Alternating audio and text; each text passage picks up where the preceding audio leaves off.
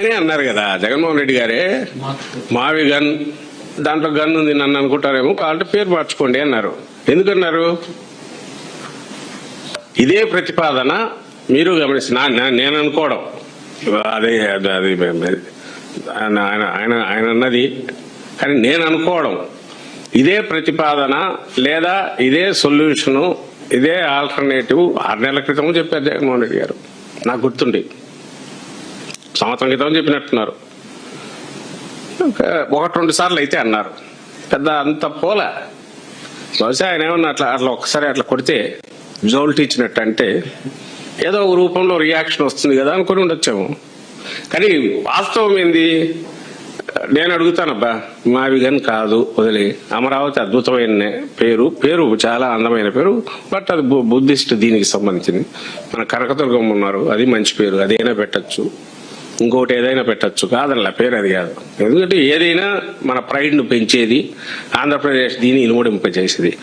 But మావి gun అన్నారు. నోయిడా, ఈరోజు నోయిడా అంటాను, ఏంది ఇది? దాని ఫుల్ ఫామ్ ఏంది? న్యూ ఓక్లా ఏదో industrial development area something అటాలి.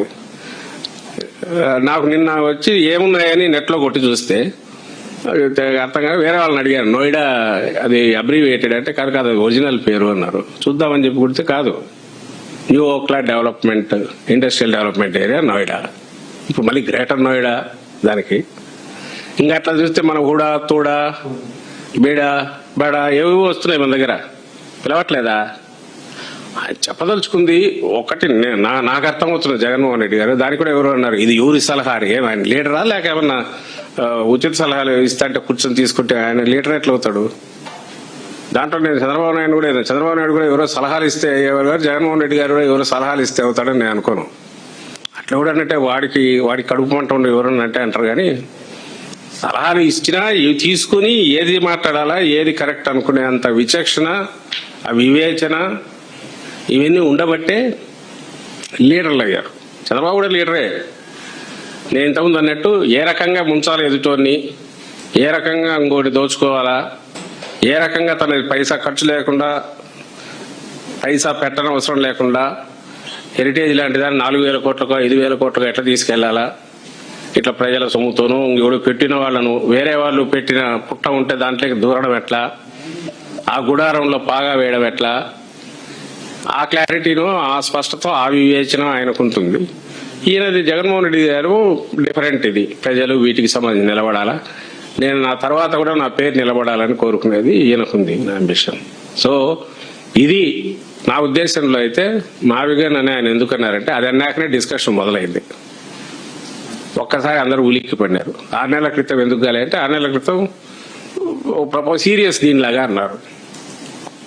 So ఇప్పుడున్న సోషల్ మీడియా ఈ దీంట్లో ఇది కూడా ఒక అవసరమేమో. జోల్ట్ ఇస్తే అటెన్షన్ డ్రా చేస్తారు, ఆ తర్వాత డిస్కషన్ వస్తుందని కావచ్చు. కానీ దాని క్రక్స్ ఏంటనేది చూడండి. క్రక్స్ ఈజ్ మా అంటే మచిలీపట్నమే, వి అంటే విజయవాడే, గన్ అంటే గుంటూరే.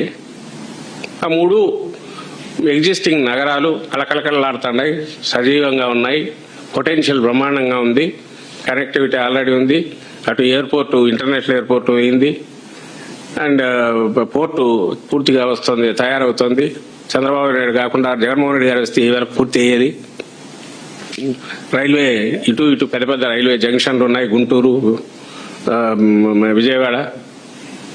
సో ఈ రకంగా చూసామంది. ఇది ఎలాగో డెవలప్ అవుతుంది. బైపాస్, వెస్టర్న్ బైపాస్ వచ్చింది, కనెక్టివిటీ వచ్చింది, ఇబ్రహీంపట్నం వైపు కలిపేది ఉంది. ఎట్లా డెవలప్ అవుతుంది? సైబరాబాద్ మాదిరి మెల్లగా అవుతుంది, 20 ఏళ్లకో 25 ఏళ్లకో. ఇది వాస్తవం. కాబట్టి దయచేసి మీడియా వాళ్ళకు నా విజ్ఞప్తి, ఇది కొంచెం ఎక్కువ మీరు కూడా తీసుకోకపోండి. ఇది కరెక్ట్ ప్రతిపాదన, అది దోచుకునే ప్రతిపాదన, రాష్ట్రాన్ని ముంచే ప్రతిపాదన చంద్రబాబుది.